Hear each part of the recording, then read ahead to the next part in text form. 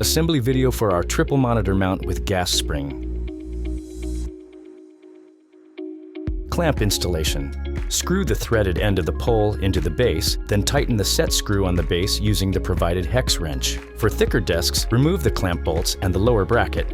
Remove the screws and washer from the tension bolts and remove the tension plates. Then completely unscrew the 2 bolts from the clamp base. Flip the base over, then reinstall the bolts, tension plates, washer, and screws.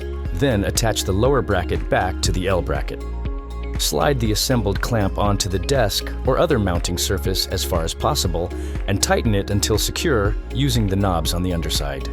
Assemble the arm connectors. Slide a clamp collar onto the pole. Lower the dual arm connector onto the pole, resting it on the first clamp collar and tighten it securely in place.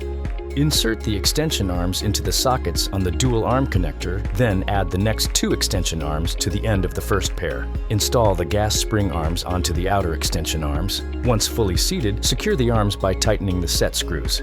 Insert the plastic covers into the open slots on the top of the arms to conceal the mounting joints. Finish the arm assembly. Install the second clamp collar, then slide the monitor mount onto the center pole until it rests on the collar. Tighten the set screw to secure the mount to the pole. Monitor installation.